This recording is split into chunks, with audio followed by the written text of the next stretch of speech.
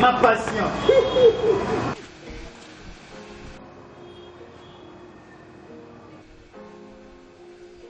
Vile loin. Mbudi. Yo sakananga. Na nini? Yo kamata anga bolole. Oh. Yo silisaki musala na yo lokola cadre. Et comme on a ta pension, oyo na nga enveloppe lokola huissier. Na ninga kuna bua kisanga sundula bango kuna. Obua kisango. Nandenge nini?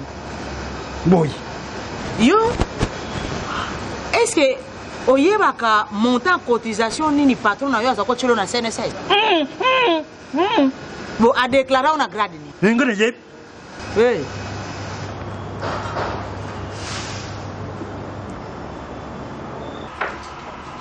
Oh, mon cher, tu as l'air préoccupé.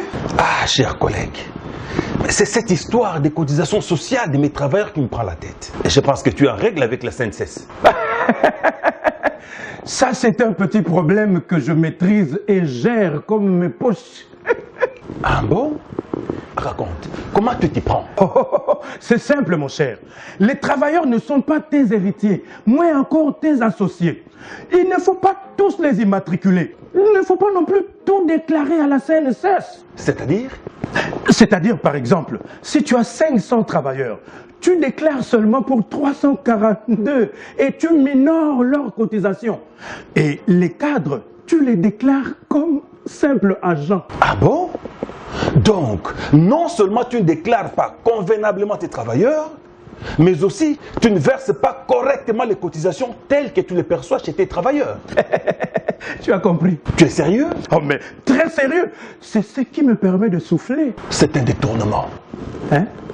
Tu risques même de faire la prison quand ça se saura. Qui le saura? Mon cher, ces gens-là n'ont pas le temps pour ça. Même pas l'intersyndical? Quel syndicaliste? Est-ce qu'ils s'en occupent même? Hein? Et aussi, il faut savoir leur fermer les yeux. Regarde.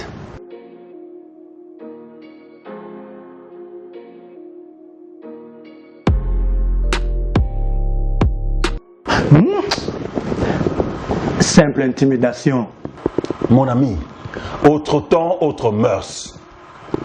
La CNSS bénéficie désormais de l'appui de certains services de l'État tels que l'IGF et les parquets qui ont le pouvoir de constater et de réprimer les infractions conformément aux dispositions pertinentes des articles 128 et suivants de la loi numéro 16/009 du 15 juillet 2016 fixant les règles relatives au régime général de sécurité sociale. Avec tes mauvaises pratiques, tu risques d'être sanctionné en payant de fortes amendes et pénalités pour détournement, entre autres. Tu es sérieux? Très sérieux. Il faut arrêter avec ces pratiques criminelles qui ne permettent pas aux travailleurs de jouir de leurs allocations familiales et de bénéficier d'autres prestations adéquates au moment de leur retraite. Merci, mon cher. Ah ouais, IGF a côté ma camboyo, n'a parqué. Pardon. Je dois tout régulariser. Tu as intérêt. Merci, hein, merci. Patron Zandoki. Mbudi, patron Bomingai. Eza kaka patron na bino te. Na ba syndicaliste na bino.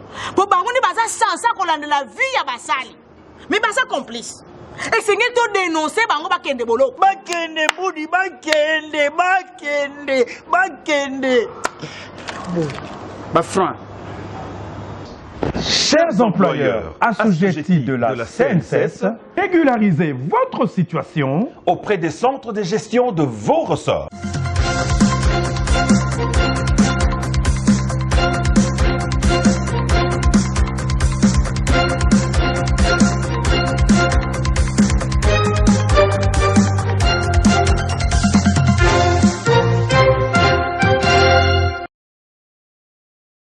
Bonsoir et bienvenue dans cette grande édition du journal. Les titres.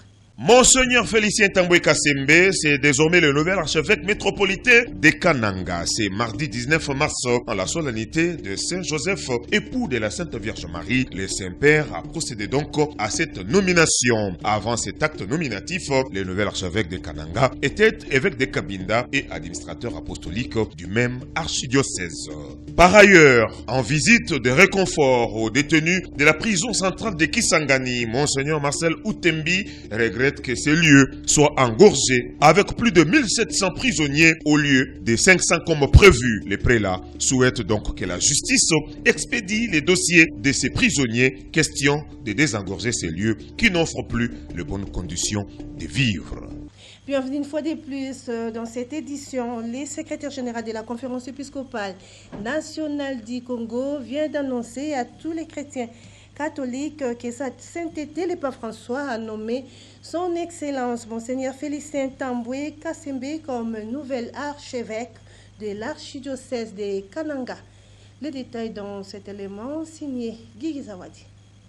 Il était jusqu'à présent évêque de Kabinda et administrateur apostolique de Kananga. En ces débuts de la semaine, il a plu à sa sainteté le pape François de nommer Monseigneur Félicien Tamboué Kassembe comme nouvel archevêque de l'archidiocèse de Kananga. Il exprime sa satisfaction. Mes premières pensées vont à Dieu, à qui je rends grâce, parce que tout vient de lui, tout est pour lui. Tout est par lui. En réalité, je me sens comme pris dans un tourbillon de la miséricorde de Dieu. Je me sens comme bénéficiaire de l'immensité de sa bonté, parce que ce que je vis maintenant n'est pas de l'ordre du mérité, mais plutôt de l'ordre de la grâce, de la providence de Dieu. Je ne préjuge pas de mes forces, je veux continuer de compter sur sa grâce pour qu'il me soutienne et que par le ministère qu'il me confie, son Église puisse avancer. Mes deuxièmes pensées se tournent vers le Saint-Père, à qui j'exprime aussi ma gratitude, ma reconnaissance, pour m'avoir fait confiance en me chargeant du ministère d'archevêque au sein de l'Église de Kananga. Les défis auxquels l'Église fait face ici à Kananga ne sont pas différents des défis auxquels les différentes églises particulières du Congo doivent faire face en ce moment de leur histoire.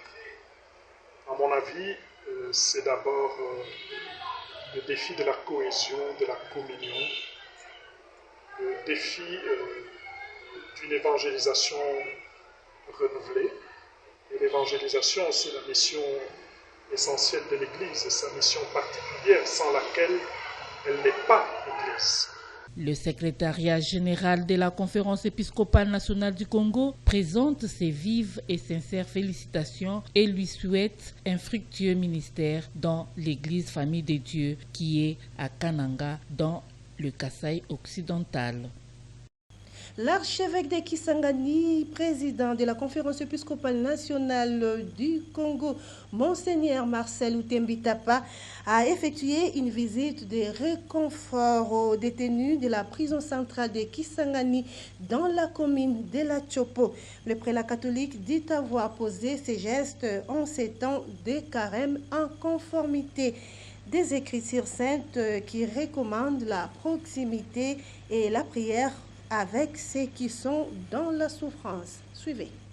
L'archevêque de Kisangani, Monseigneur Marcel Outembitapa, a conféré avec le directeur de la prison centrale de Kisangani avant de visiter les différentes cellules des maisons carcérales. Dans chaque pièce, Monseigneur Marcel Outembi s'est entretenu avec le chef des détenus, communément appelé Capita, afin de s'imprégner de leur situation aussi bien sociale que judiciaire. À l'issue de cet échange, Monseigneur Marcel Outembi a réalisé que beaucoup de besoins se font sentir dans cette maison pénitentiaire et qu'il faille la désengorger.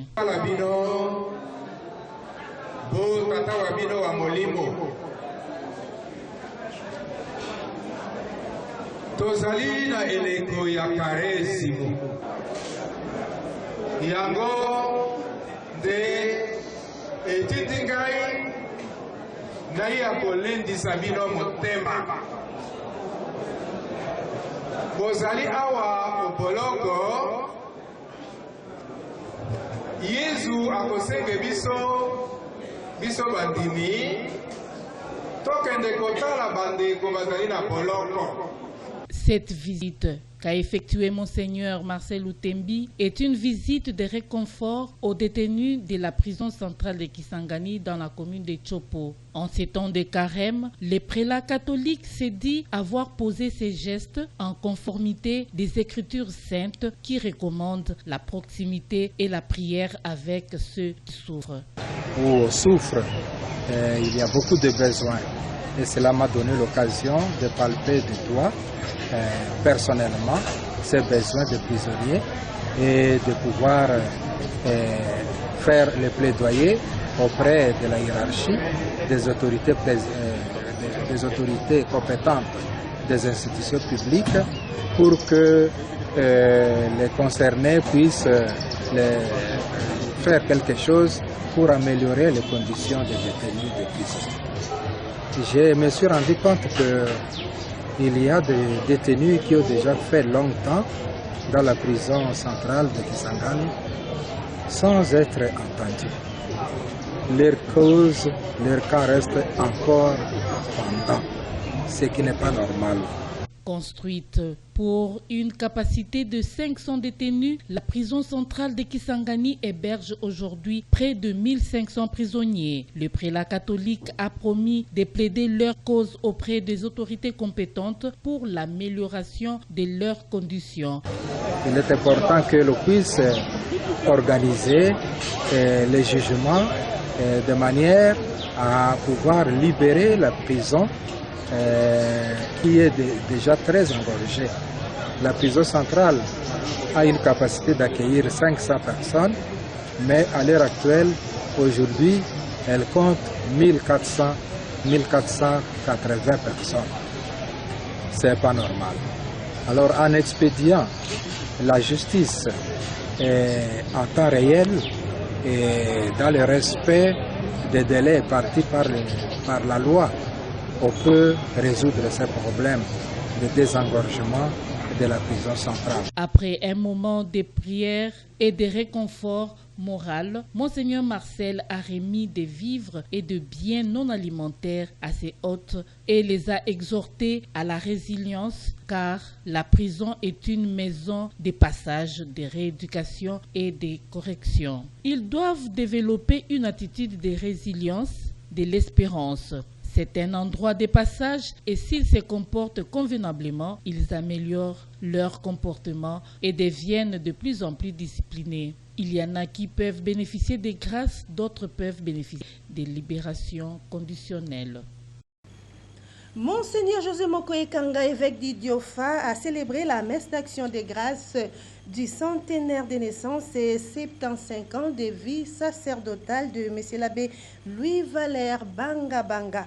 C'était à la paroisse Sacré-Cœur de Mangaï, dans le diocèse d'Idiofa, le lundi 18 mars 2024. Les détails dans cet élément de Guigui Zawadi. Monseigneur José Mokoekanga vient de célébrer les 100 ans de vie et 75 ans de vie sacerdotale de M. l'abbé Valère Louis Banga à la paroisse Sacré-Cœur de Mangaï. Messe célébrée par 45 prêtres, des religieuses et des religieux, des membres des comités de sécurité territoriale du Diofa, des invités venus de Kinshasa, des milliers de fidèles qui sont venus de partout. Dans son homélie, le prélat catholique a expliqué aux fidèles que la vie, nous la célébrons à la naissance et nous essayons à la protéger durant toute la croissance. Le Seigneur vient d'accorder une grâce pour notre diocèse d'avoir un prêtre qui totalise 100 ans d'âge et 74 ans de vie sacerdotale. Nous sommes venus célébrer cet âge avancé, cette grande grâce accordée à une personne humaine, et aussi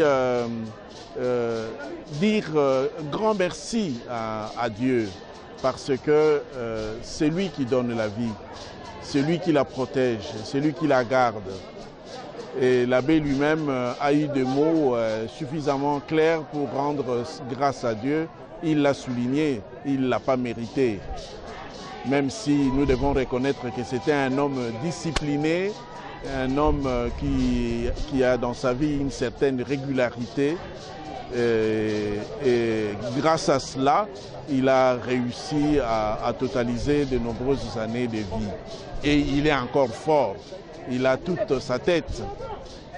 Il est tout à fait remarquable en parlant avec lui de constater qu'il est cohérent dans ses idées, qu'il est présent dans les échanges. Donc c'est vraiment une grande grâce. Il a lu son texte des remerciements sans lunettes. C'est vraiment fabuleux, c'est remarquable, c'est étonnant. Et donc et c'est merveilleux. Et nous ne pouvons que rendre grâce. Cette grâce accordée à une personne humaine nous motive de célébrer cet âge avancé. Car c'est Dieu qui donne la vie, c'est lui qui la protège, c'est lui qui la garde. Pour sa part, Monseigneur José Moko a profité à inviter le jeune prêtre et les autres personnes à suivre l'exemple du père Valère Bangabanga de toute son existence. Bien avant l'homélie, le jubilaire a lu son texte de remerciement sans lunettes et pour Monseigneur José Moko, il a encore sa tête haute, il est cohérent dans les échanges, il est vraiment merveilleux. Pour garantir sa vie, Monseigneur José Moko a mis à sa disposition une somme de 12 millions de francs pour sa restauration. Le pape François lui a accordé ses bénédictions à travers ses diplômes lui remis par Monseigneur José Moko, l'évêque de Diofa.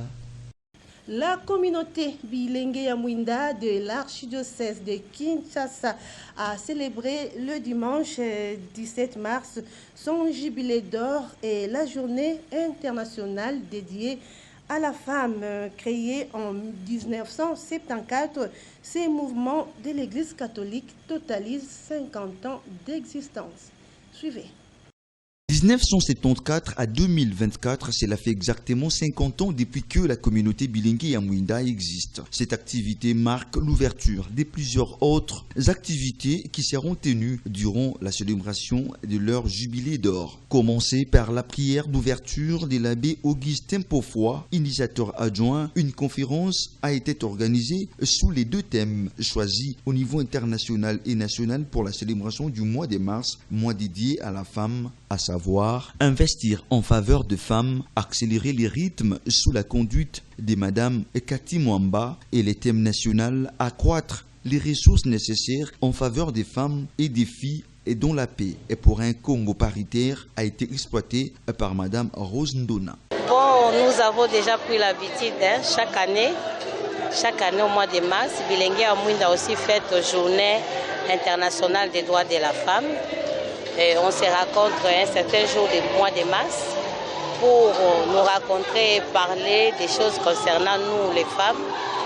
C'est pourquoi on est là pour enseigner et puis après fêter parce que notre groupe aussi, groupe Bilengue à Mwinda, nous fêtons aussi 50e anniversaire de Bilengue à Mwinda. Pour terminer en bonté cette célébration, quelques cadeaux ont été remis aux participants, notamment le téléphone de marque Okapi à la satisfaction des bénéficiaires. On nous appelle, nous les Bilengue à Mwinda de l'archidiocèse de Kinshasa, de parler sur le thème qui se donne chaque année.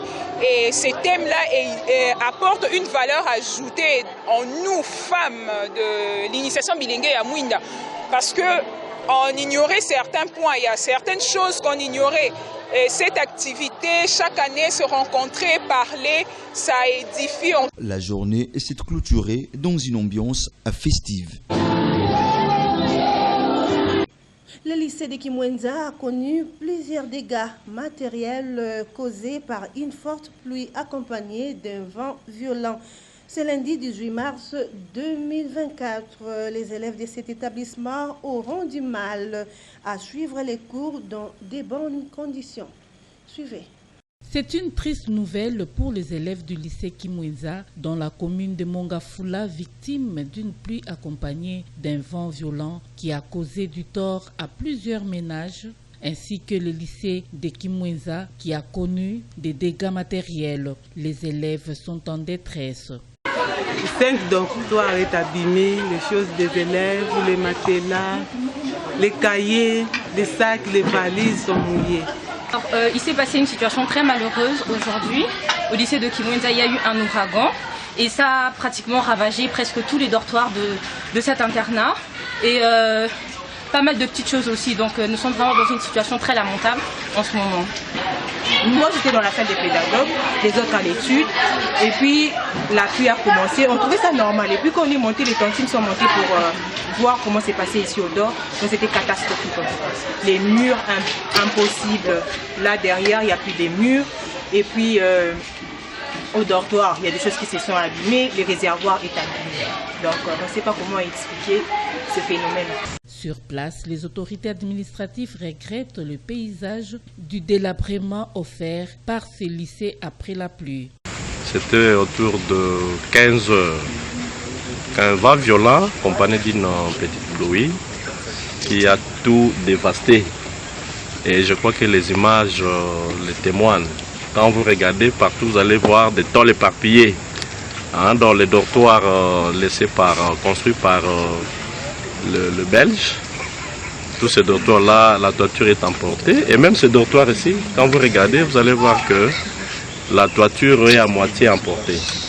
Donc les enfants, vous le voyez, les élèves sont dehors et nous savons quelle solution faut-il trouver dans l'immédiat. En tant qu'autorité, je pense que je réconforte d'abord les élèves. C'est une catastrophe naturelle. Je pense qu'en ce moment, l'école a trouvé déjà une solution palliative.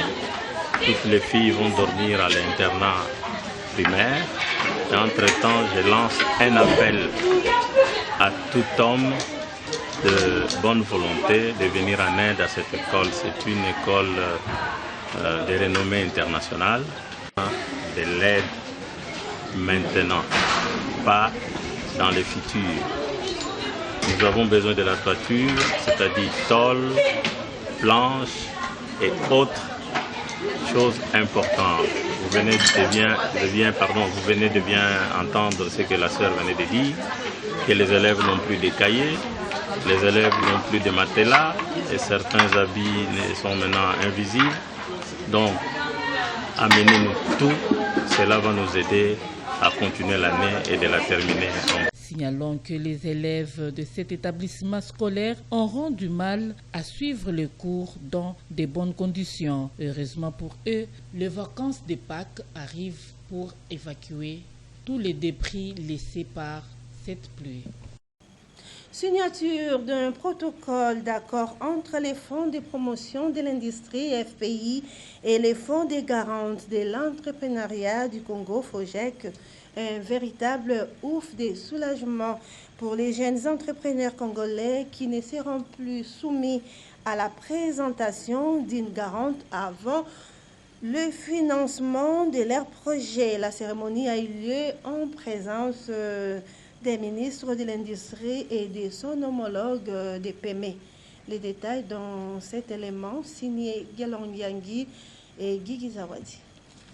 C'est un véritable ouf de soulagement pour les jeunes entrepreneurs congolais qui ne seront plus soumis à la présentation d'une garantie ou une hypothèque avant le financement de leurs différents projets. Un protocole d'accord entre le Fonds des promotions de l'industrie FPI et le Fonds des garanties de l'entrepreneuriat au Congo FOGEC a été signé ce lundi à Kinshasa par le directeur général du FPI, Bertin Moudi Moutisekedi, et la directrice générale du FOGEC, Hélène Gakuru Boukara, et c'est sous la supervision du ministre de l'Industrie, Julien Pauluku Kaongia, et de son collègue de l'entrepreneuriat, petite et moyenne entreprise PME, Désiré Birianze. Objectif, permettre au FPI de mettre à la disposition des jeunes entrepreneurs un financement accru en contrepartie d'une garantie qui sera donnée désormais par le FOGEC. Ce protocole d'accord, précédé par la réduction du taux d'intérêt au FPI à 4% pour les jeunes, augure la création des millionnaires congolais, vision du chef de l'État Félix Antoine Tshisekedi Tshilombo, a fait entendre le patron de l'industrie congolais. Les jeunes avaient des difficultés d'accéder au crédit, alors que les FPI disposaient des moyens.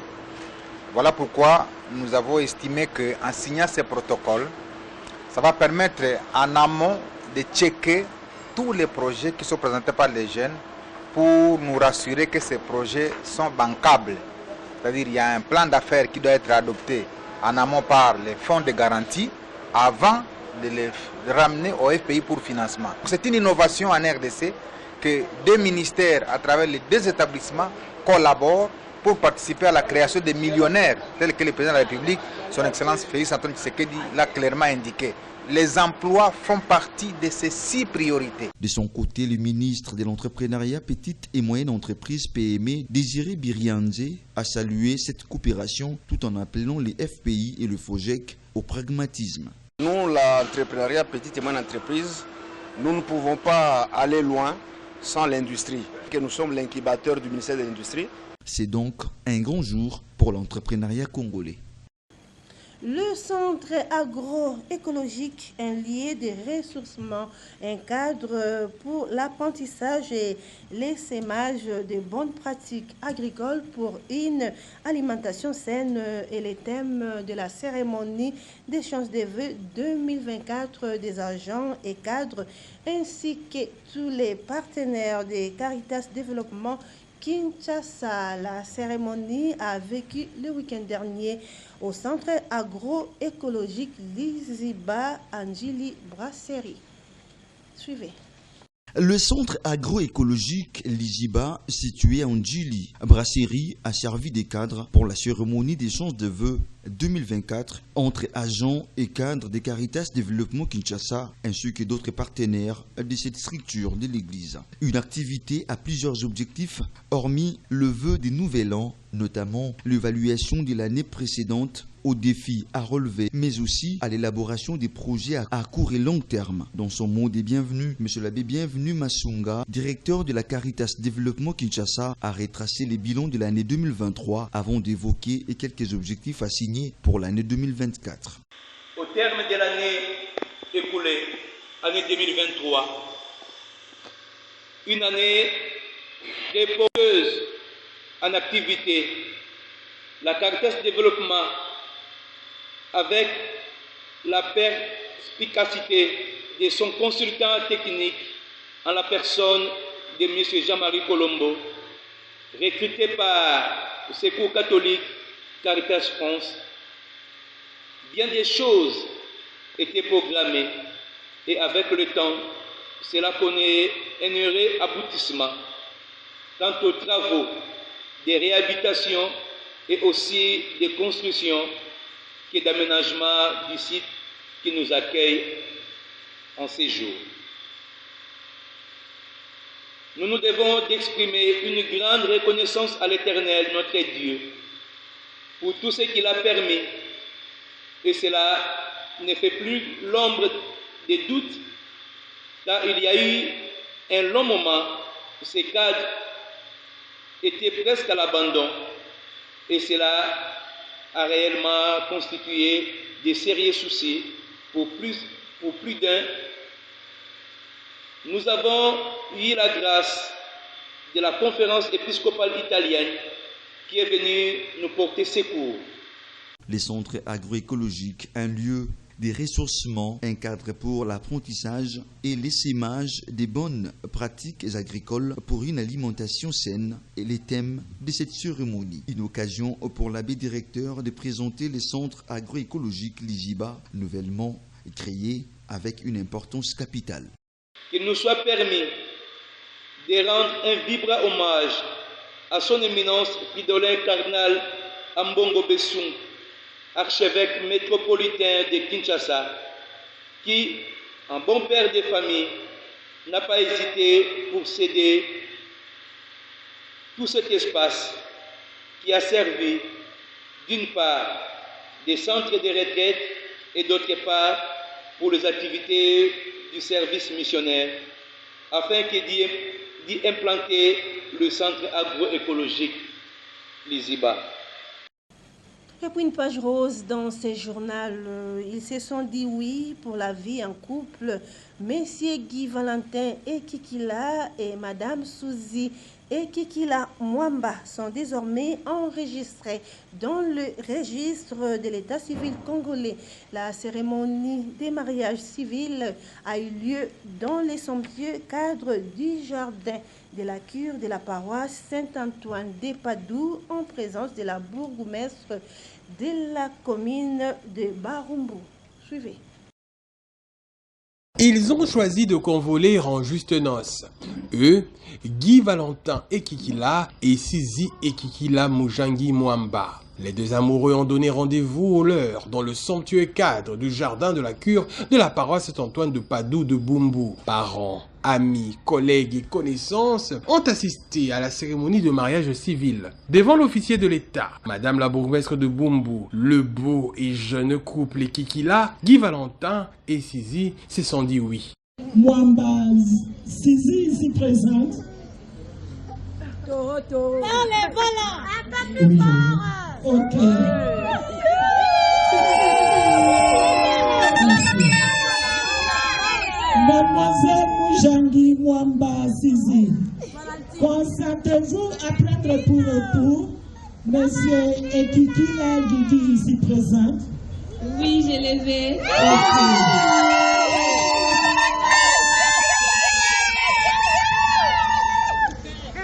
Les deux témoins sont là. Veuillez vous mettre debout, s'il vous plaît. Ok, Monsieur Zamba.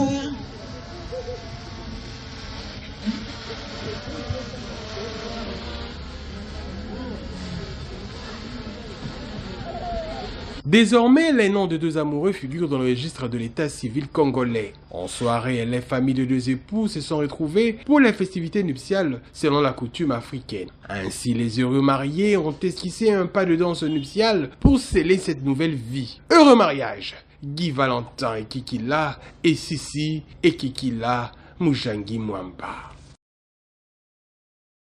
Et pour ceux qui nous ont pris en cours de diffusion, voici les rappels des titres. Monseigneur Félicien Tamboué Kassembe, c'est désormais le nouvel archevêque métropolitain de Kananga. C'est mardi 19 mars, en la solennité de Saint-Joseph, époux de la Sainte Vierge Marie. Le Saint-Père a procédé donc à cette nomination. Avant cet acte nominatif, le nouvel archevêque de Kananga était évêque de Kabinda et administrateur apostolique du même archidiocèse. Par ailleurs, en visite de réconfort aux détenus de la prison centrale de Kisangani, Monseigneur Marcel Outembi regrette que ces lieux soient engorgés avec plus de 1700 prisonniers au lieu des 500 comme prévu. Les prélats souhaitent donc que la justice expédie les dossiers de ces prisonniers, question de désengorger ces lieux qui n'offrent plus les bonnes conditions de vivre. C'est ce qui marque la fin de cette grande édition du journal réalisée par Roger Chita. Merci de l'avoir suivi.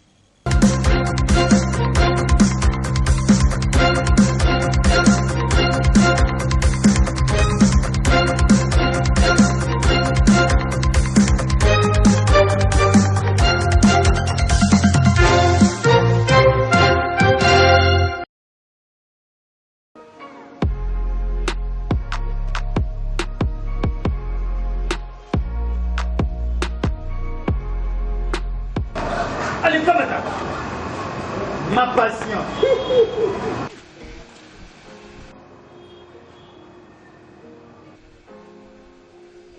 Vile loin. Mbudi. Yo sakananga. Na nini? Yo kamata anga bolole. Oh. Yo silisaki musala na yo lokola cadre. Et comme on a ta pension, oyo na nga enveloppe lokola huissier. Na ninga kuna bua kisanga sundula bango kuna. O bua kisango. Na ndenge nini? Boy. Yo. Est-ce que oyebaka montant cotisation nini patron na yo azako chelo na CNSA? Bon, a déclaré on a grade ni. Ngene je. Oui.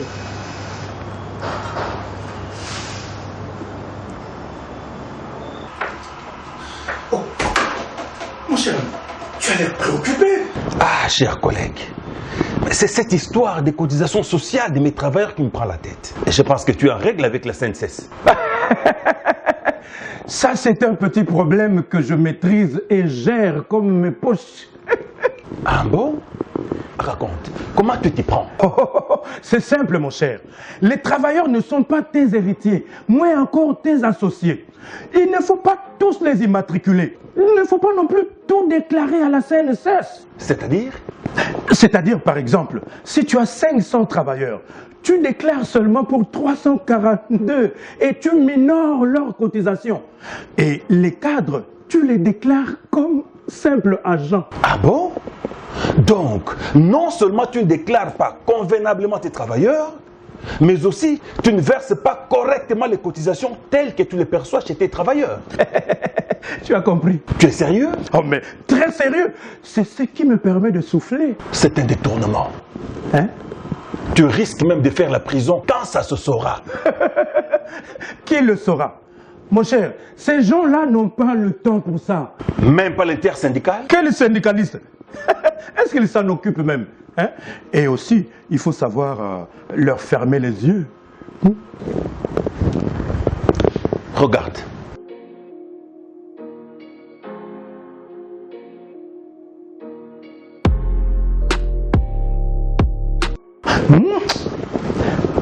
Simple intimidation. Mon ami, autre temps, autre mœurs. La CNCS bénéficie désormais de l'appui de certains services de l'État tels que l'IGF et les parquets, qui ont le pouvoir de constater et de réprimer les infractions conformément aux dispositions pertinentes des articles 128 et suivants de la loi numéro 16/009 du 15 juillet 2016, fixant les règles relatives au régime général de sécurité sociale. Avec tes mauvaises pratiques, tu risques d'être sanctionné en payant de fortes amendes et pénalités pour détournement, entre autres. Tu es sérieux? Très sérieux. Il faut arrêter avec ces pratiques criminelles qui ne permettent pas aux travailleurs de jouir de leurs allocations familiales et de bénéficier d'autres prestations adéquates au moment de leur retraite. Merci mon cher. Ah ouais, IGF a côté ma camboyo, n'a parqué. Pardon. Je dois tout régulariser. Tu as intérêt. Merci, hein, merci. Patron Zandoki. Mbudi, patron Bomingai. Eza kaka patron na bino te. Na ba syndicaliste na bino. Po bango ni baza sansa kolandela vie ya basali. Mais baza complice. Et c'est to dénoncer bango bakende bolo. Bakende Mbudi, bakende. Bon, ba franc. Chers employeurs assujettis de la CNCS, régularisez votre situation auprès des centres de gestion de vos ressorts.